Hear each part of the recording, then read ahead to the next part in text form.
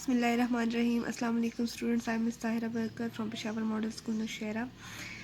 I will give you the lecture for the June SVT. I am here to teach you question number 1 today in your lecture number 1. And your question number 1 in this SVT is think and write 3 supporting and 3 opposing points on the given topic. Children should not have to wear uniform.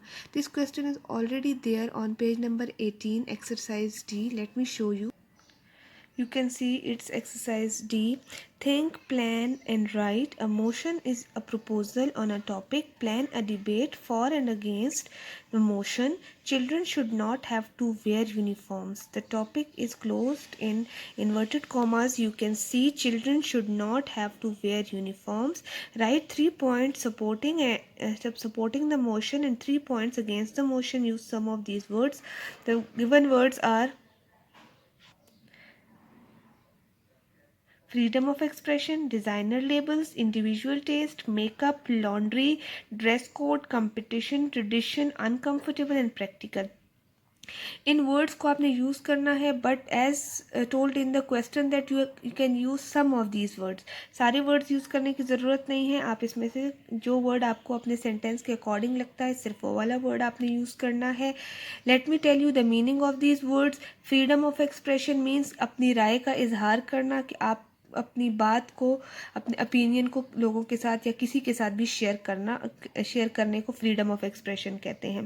Designer label means कि जब भी आप कोई dress पहनते हैं, बेशक वो आपका स्कूल यूनिफॉर्म होता है या आप ड्रेस लेते हैं कैजुअल ड्रेस, उसके ऊपर एक लेबल, एक साइन होता है जहाँ से उसे डिज़ाइन किया गया होता है, उसको डिज़ाइनर लेबल कहते हैं. इंडिविजुअल टेस्ट, आपको किस तरह की चीज़ें पसंद है. टेस्ट का मतलब सिर्फ फूड से रिलेटेड नहीं है. आप किसी भी चीज़ को जिस लर्निंग में है या ड्रेसिंग में है या आपके सब्जेक्ट्स में, जिस भी किस्म का आपकी फेवरेट चीज़ है, आपका टेस्ट किस तरह का, उसको इंडिविजुअल टेस्ट कहते हैं. मेकअप मीन्स कि आप अपने आप को कैसे मैनेज करते हैं, कैसा आपका जो है पर्सनैलिटी मेकअप है.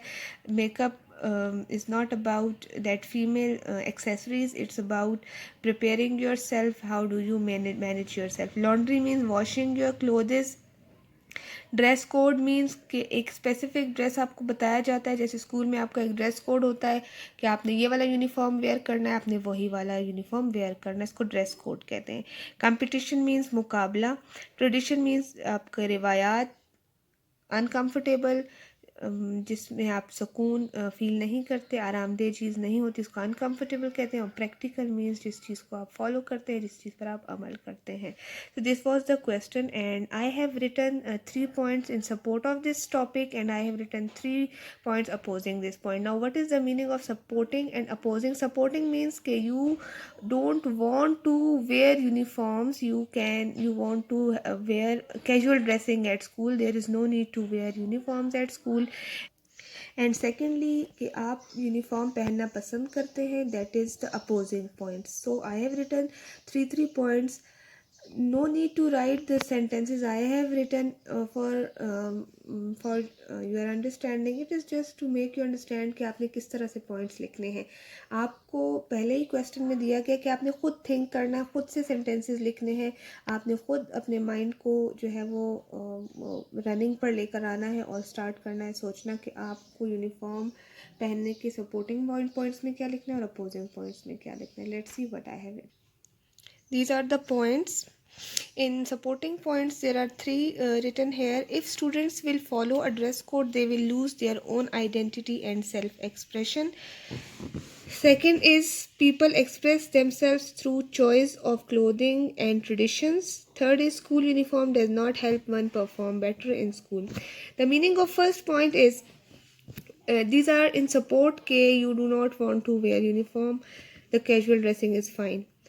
The meaning of first sentence is कि if you follow a dress code, कि अगर आप एक यूनिफॉर्म को, ड्रेस कोड को फॉलो करेंगे तो आपकी अपनी जो आइडेंटिटी है और जो आपका सेल्फ एक्सप्रेशन है वो आप से ख़त्म हो जाएगा. आपको जो है वो जो है अपनी आइडेंटिटी को लूज़ करना पड़ेगा. नेक्स्ट पॉइंट इज़ कि आप जब अपनी ड्रेसिंग करते हो तो आप से आपकी चॉइस का पता लगता है और आपके ट्रेडिशंस का पता लगता है। Third is school uniform does not help one perform better in school.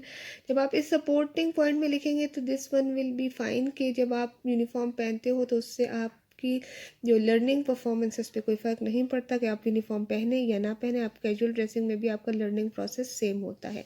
This was in the support of the topic and these are the point opposing the point. Opposing means कि आप इस बात को favour करते हो कि uniform होना चाहिए। Wearing school uniform is a great idea because it makes you feel like you are part of a school community. It makes you feel like you are part of the school community. अगर आप uniform पहनते हैं तो आपको ये feel होता है कि आप एक स्कूल के स्टूडेंट्स हैं, आप एक स्कूल का पार्ट हैं। Third second is it does not make you feel uncomfortable in school environment.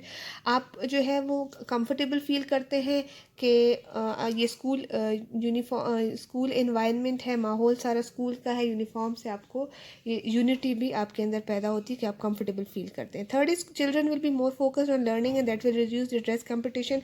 कि आपका फोकस ज़्यादा लर्निंग पर होता है जब आप यूनिफॉर्म वेयर करते हैं। अगर आप ड्रेसिंग डिफरेंट पहनेंगे तो आप स्टूडेंट्स का ध्यान सारा ड्रेस पर होगा कि who is wearing better dress, so it will reduce the competition. So that were three points for supporting and opposing point. Now this is up to you that which sentences you prefer and what you write in supporting and opposing point. Till the next lecture, Allah Hafiz.